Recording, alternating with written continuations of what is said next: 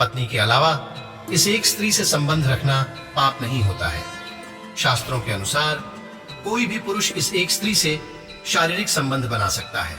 नमस्कार मेरे प्रिय मित्रों, एक बार फिर से स्वागत है आप सभी का हमारे चैनल भक्ति बलवान पर। दोस्तों, एक बार देवर्षि नारद नारायण नारायण करते हुए यमलोक पहुंच जाते हैं। यमलोक के देवता यमराज विशालकाय सिंहासन पर विराजमान होते हैं। उनके पास चित्रगुप्त बैठे हुए होते हैं। तभी देवर्षि नारद जी उस स्थान पर पहुंच जाते हैं। देवर्षि नारद को आता देख यमराज उनका स्वागत करते हैं और उन्हें प्रणाम करते हुए कहने लगते हैं, हे देवर्षि, आपके आगमन से यमपुरी धन्य हुई है। दोस्तों, नारद जी कहते हैं, हे मृत्यु और न्याय के देवता यमराज, आपको प्रणाम है।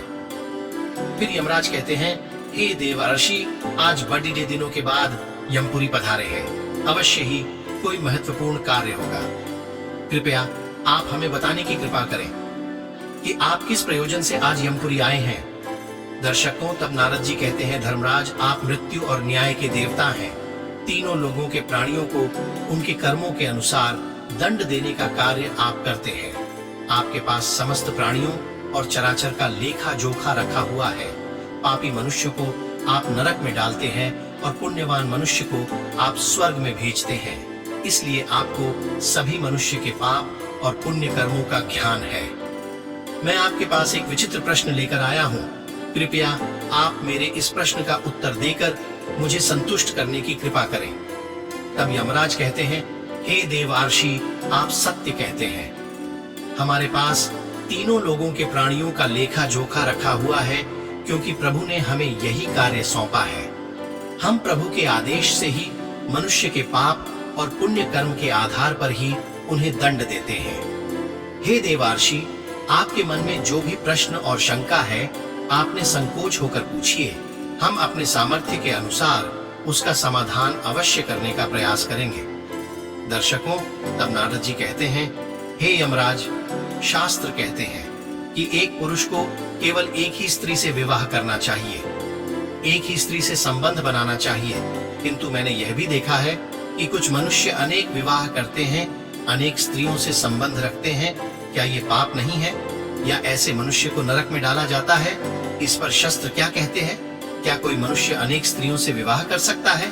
कृपया आप मेरी इस शंका को दूर करें। दर्शकों, तब यमराज कहने लगते हैं, हे देवर्षि, आपने समस्त मानव जाति के कल्याण के लिए उचित ही प्रश्न किया है। संसार में मनुष्य एक से अधिक विवाह कर सकता है या नहीं, इसका उत्तर देने से पूर्व मैं आपको एक कथा सुनाता हूँ। इस कथा में आपको अपने सभी प्रश्नों के उत्तर मिल जाएंगे, इसलिए आप इस कथा को ध्यान से जरूर सुने।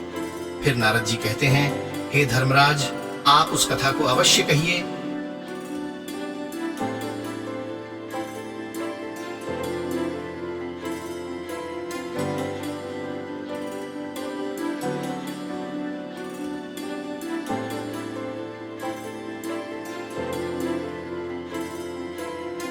और रूपवान राजा थे जिनका नाम था धर्मपाल महाराज।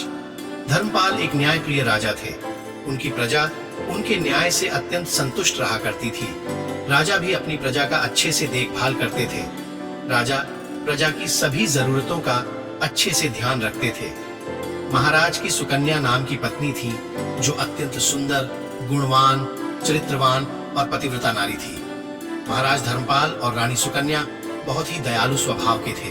वे हर प्रकार के यज्ञ, दान, धर्म तथा अनुष्ठान किया करते थे।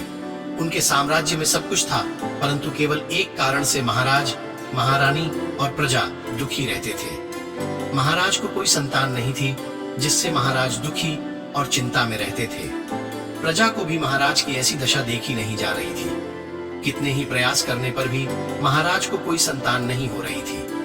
महाराज ने अनेक वैद्य बुलाए, अनेक पुत्र प्राप्ति के लिए उपाय किए, दान धर्म किया, व्रत किए, परंतु उन्हें किसी भी उपाय से संतुष्टि नहीं मिली। फिर एक दिन प्रजाजन महाराज के पास आते हैं और कहते हैं, हे महाराज, आप पुत्र प्राप्ति के लिए दूसरा विवाह करें। परंतु दर्शकों, महाराज अपनी प्रजा की बात से सहमत नहीं होते हैं। महाराज रानी सुकन्या से बहुत प्रेम करते थे, इसलिए वे अपनी पत्नी का दिल नहीं दुखाना चाहते थे और महाराज शास्त्रों का भी ज्ञान रखते थे, कि एक पुरुष को केवल एक ही स्त्री के प्रति ही एकनिष्ठ रहना चाहिए। एक पत्नी के होते हुए कभी दूसरी स्त्री के पास नहीं जाना चाहिए। जिस प्रकार एक मादा पशु के साथ दो नर पशु नहीं रह सकते, ठीक उसी प्रकार एक पुरुष के साथ दो स्त्रियां कभी सुखी नहीं रह सकती। जो पुरुष एक पत्नी होते हुए भी दूसरी स्त्री से संबंध रखता है वह घोर पाप करता है और नरक में ही जाता है। इसी कारण से महाराज दूसरा विवाह नहीं करना चाहते थे। दर्शकों, फिर प्रजाजन महारानी के पास जाकर उनसे आग्रह करते हैं कि वे महाराज को दूसरा विवाह करने के लिए मनाए। तब रानी सुकन्या भी प्रजा के दुख को समझती है और महाराज के पास आकर कहने लगती है, स्वामी, आप कृपया दूसरा विवाह कर लीजिए। हमारे राज्य को भविष्य में एक राजा की आवश्यकता पड़ सकती है। दर्शकों, फिर महाराज रानी को दूसरा विवाह करने के लिए मना करते हैं और कहते हैं, हे प्रिय, यदि मैं दूसरा विवाह भी कर लूंगा तो मैं पाप का भागी बन जाऊंगा और मुझे नरक में ही जाना पड़ेगा। और तुम बताओ, क्या तुम मेरे दूसरे विवाह से खुश रह पाओगी? प्रिय दर्शक को तब रानी कहती है, हे स्वामी, आपकी खुशी में ही मेरी खुशी है।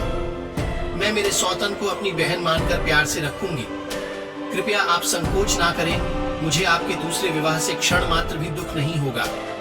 मैं आपको विवाह के लिए सहमति देती हूँ। तब महाराज कहते हैं कि हे प्रिय, परंतु मुझे उस पाप से कौन बचाएगा जो स्त्री के होते हुए भी दूसरी स्त्री के साथ संबंध रखने से मिलता है। इस पाप से कोई मुक्ति नहीं है, इसलिए मैं ऐसा घोर अनर्थ नहीं करना चाहता। दर्शकों, उधर स्वर्ग लोक में महाराज के सभी पूर्वज इस घटनाक्रम को देख रहे होते हैं। वे सभी अपने पुत्र के ऐसे व्यवहार से अत्यंत दुखी होते हैं। यदि महाराज को पुत्र नहीं होगा तो कुल में हमें पिंडदान और जल देने वाला कोई नहीं होगा और हमारे कुल का विनाश हो जाएगा। इसी भय से सभी पूर्वज बहुत दुखी हो जाते हैं। फिर एक दिन सभी पूर्वज महाराज के सपने में आकर उन्हें दर्शन देते हैं और कहते हैं, हे पुत्र, तुम्हारे कारण हमारी दुर्गति हो रही है और हमारे कुल का विनाश हो रहा है। दर्शकों, तब महाराज अपने पूर्वजों से कहते हैं, हे महात्माओं, मैंने ऐसा कौन सा पाप किया है जो आप सभी इतने दुखी हुए हैं? आपकी आत्मा की शांति के लिए जो भी उपाय हो वह मैं अवश्य ही करूंगा। दर्शकों, तभी वह पूर्वज कहने लगते हैं, हे पुत्र, हमारी मुक्ति का एक ही उपाय है, वह है तुम्हारी संतान। यदि तुम पुत्र को जन्म नहीं दोगे तो तुम्हारे साथ साथ हमें भी नरक में जाना पड़ेगा और हमारा संपूर्ण कुल और वंश नष्ट हो जाएगा। इसलिए हे पुत्र, हम तुमसे विनती करते हैं कि तुम दूसरा विवाह करो। पुत्र के बिना मनुष्य को सदगति प्राप्त नहीं होती है। पुत्र ही अपने माता पिता का उद्धार करता है और उन्हें मोक्ष दिलाता है। जब वह श्राद्ध करता है तो हमारे पाप कर्म नष्ट हो जाते हैं और हमें सदगति प्राप्त होती है। जब वह पृथ्वी लोक प्रधान धर्म करता है तो हमें स्वर्ग लोक में भोजन की प्राप्ति होती है। इसलिए है पुत्र, तुम शीघ्र ही पुत्र की प्राप्ति के लिए कोई उपाय करो। दर्शकों, अपने पूर्वज की बात सुनकर भी महाराज दूसरा विवाह करने के लिए तैयार नहीं होते हैं। फिर सभी पितृगण दुखी होकर यमराज के पास जाते हैं और उनसे विनती करते हुए कहते हैं, हे धर्मराज, कृपया हमारे कुल की रक्षा कीजिए। हमारे पुत्र को कोई संतान नहीं है और संतान के बिना हमारा वंश नष्ट हो जाएगा।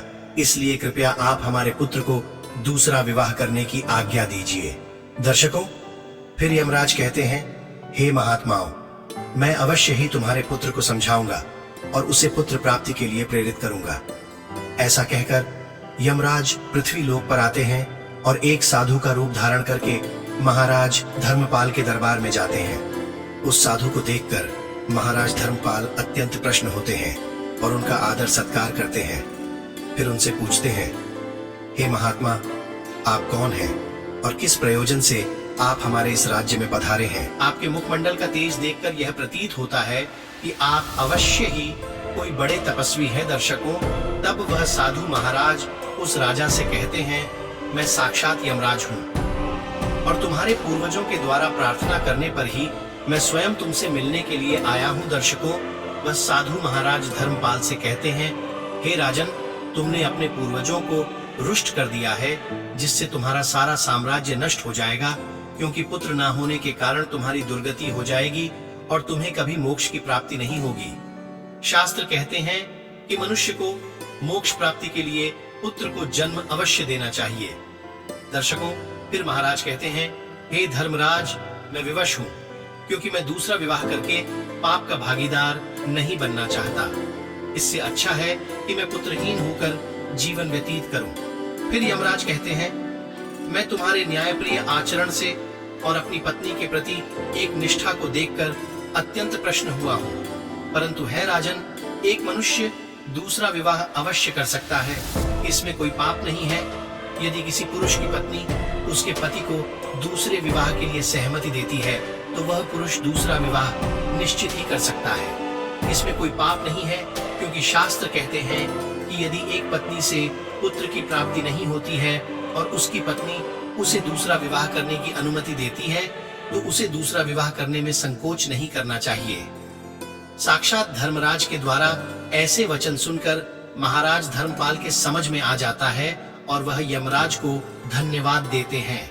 फिर यमराज उस स्थान से अंतर्ध्यान हो जाते हैं। महाराज धर्मपाल अपनी पत्नी सुकन्या के पास जाते हैं और उससे दूसरा विवाह करने की अनुमति मांगते हैं, तो महारानी सुकन्या उन्हें दूसरा विवाह करने की अनुमति दे देती है। तब महाराज दूसरी स्त्री से विवाह कर लेते हैं, जिससे उन्हें सुंदर श्रेष्ठ पुत्र रत्न की प्राप्ति होती है। और उधर स्वर्ग लोक में सभी पूर्वज भी आनंदित हो जाते हैं और यमराज का बार बार धन्यवाद करते हैं। तो दोस्तों, इस प्रकार धर्मराज ने नारद जी को स्त्री और पुरुष के विवाह और आचरण संबंधित महत्वपूर्ण ज्ञान दिया है। उम्मीद है कि आपको ये कहानी जरूर पसंद आई होगी। अगर वीडियो अच्छी लगी हो तो वीडियो को लाइक करें और साथ ही कमेंट में हर हर महादेव और राधे राधे जरूर लिखें।